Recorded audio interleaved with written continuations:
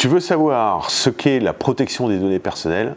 Le RGPD, le Règlement général sur la protection des données, c'est le cadre formel qui définit comment une entreprise doit se mettre en conformité avec la protection des données des gens qu'elle a collectés et qu'elle utilise. Ce cadre, il s'adresse à des entités. Ça peut être une société, ça peut être un établissement de santé, ça peut être une école, ça peut être une association, ça peut être un ministère, ça peut être une mairie, ça peut être une profession libérale, c'est-à-dire une entité morale. Cette entité morale, pour pouvoir travailler, elle va utiliser les données de gens qui font partie de leur cœur de métier. Un hôpital s'occupe de patients, une entreprise a des prospects et des clients, une administration a des administrés, la RATP a des usagers. Donc, quand on parle de RGPD, on parle de données de gens qui vont rentrer dans votre cœur de métier. Pour pouvoir assurer votre métier, vous allez collecter auprès de ces gens-là des données qui peuvent être des noms, des prénoms, des emails, mais aussi des caractéristiques, des comportements d'achat, des comportements d'utilisation de votre site internet, mais ça peut être aussi par exemple des données de carte bancaire pour pouvoir faire un achat ou des données personnelles telles que des adresses pour pouvoir faire une livraison. On peut aussi collecter des données sensibles quand on est un hôpital, on collecte des données de santé, quand on est un site de rencontre, on collecte des données liées à la vie et à l'orientation sexuelle. Donc on va utiliser ces données pour pouvoir faire des activités dans l'entreprise qui peuvent être de la prospection, de la livraison de produits, de l'analyse du comportement d'un consommateur ou du suivi par exemple de quelqu'un qui utilise une trottinette électrique pour savoir où est-ce qu'elle a été prise et où est-ce qu'elle va être déposée. Ça va être le cas aussi des mairies qui vont gérer par exemple le fichier électoral, ça va être le cas aussi des administrations des communautés de communes par exemple pour le ramassage des ordures ménagères. On a aussi les données de gens avec qui on est en contact dans d'autres business, qui sont des partenaires ou des fournisseurs. Auprès de ces gens-là, on collecte moins de données. En général, un nom, prénom, une fonction, un email, un numéro de téléphone, peut-être quelques données personnelles parce qu'on connaît bien la personne. Et on fait principalement avec ces gens-là de la gestion des fournisseurs, du passage de commandes, de la réception de commandes et du règlement de factures. On va collecter aussi, bien évidemment, les données des salariés au sens large, que ce soit des stagiaires, des alternants, des contrats pro, des CDD ou des CDI. Et avec les données de ces salariés qui peuvent être des noms, des prénoms, des coordonnées, des CV, des diplômes, ça peut être aussi des temps de travail, des quantités de vacances prises ou de la formation faite. On va gérer leur paye, leur accès aux locaux, on va gérer aussi leur formation, leur planning et par exemple le suivi des flottes de véhicules qu'on a mis à disposition par exemple de nos commerciaux. Et finalement, on a une quatrième typologie de personnes dont on récupère les données, ce sont les candidats au recrutement.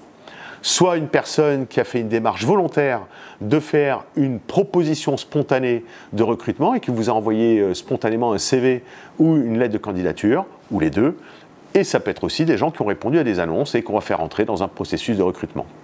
Le RGPD utilise un jargon que l'on va explorer ensemble tout au long des différentes vidéos qu'on vous met à disposition et on appelle les personnes concernées ces personnes qui sont concernées par le fait qu'elles vous ont fourni des données à caractère personnel qui les qualifient et que vous allez réaliser des activités qu'on appelle des traitements.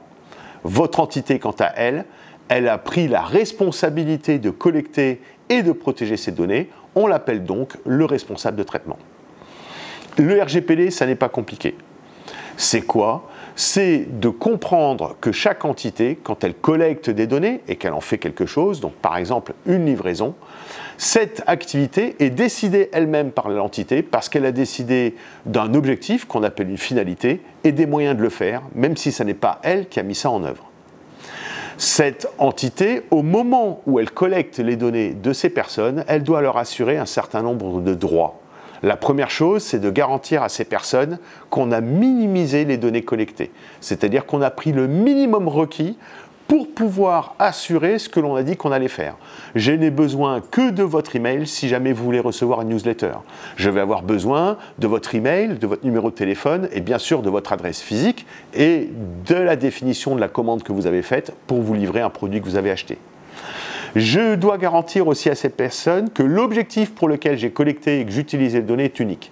C'est-à-dire que lorsque je vous dis je prends votre email pour vous envoyer une newsletter, je ne vais pas filer votre email à un copain qui lui vend des piscines en se disant tiens, quelqu'un m'a fait une demande pour du mobilier de jardin, il peut être intéressé aussi par les piscines que vend mon copain. Ben non.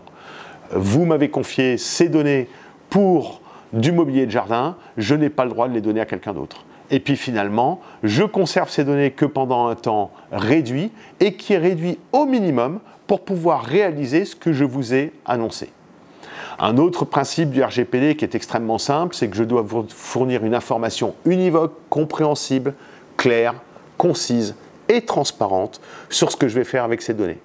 Et pour que je puisse utiliser ces données, je dois obtenir ce qu'on appelle une base légale. Vous avez tous entendu parler du consentement et on va voir dans les prochaines vidéos qu'il existe 5 autres bases légales, mais je reviendrai dessus plus tard. Et puis finalement, on doit permettre à ces personnes d'avoir accès à leurs données, d'abord pour en obtenir une copie, mais en obtenir aussi la rectification. Si mon numéro de téléphone a changé, il est normal que je puisse demander à l'entreprise à qui je l'ai confié de changer mon numéro de téléphone. On verra qu'il y a d'autres droits comme la portabilité, la limitation de traitement ou la suppression des données dans les droits et dans l'exercice des droits qu'on doit offrir aux personnes dont on a collecté les données. Le RGPD nous dit aussi qu'on doit enregistrer tout ce que l'on fait et décrire toutes ces activités qui utilisent de la donnée personnelle dans un document qu'on appelle le registre de traitement et qu'on doit assurer la confidentialité et la sécurité de la donnée à la hauteur du risque qu'on fait courir aux personnes avec la donnée qu'on a collectée. On doit avoir aussi des procédures pour mettre ces données à la poubelle et les faire disparaître en fin de vie, soit parce que le traitement est fini, soit parce que la personne concernée en a fait la demande, soit parce que c'est une obligation légale.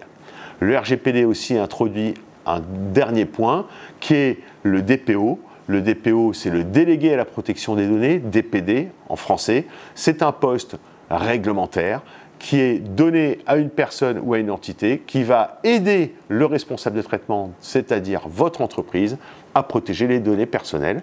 Certaines entreprises ont l'obligation d'avoir un DPO, mais on verra ça plus tard. Finalement, quand on travaille avec des partenaires, qu'on va appeler des sous-traitants de données personnelles, on est en co-responsabilité avec eux et on doit s'assurer qu'on travaille avec des gens et des entités de confiance. Voilà, on a fait à peu près le tour de ce qu'est le RGPD. Maintenant, on va rentrer dans les détails.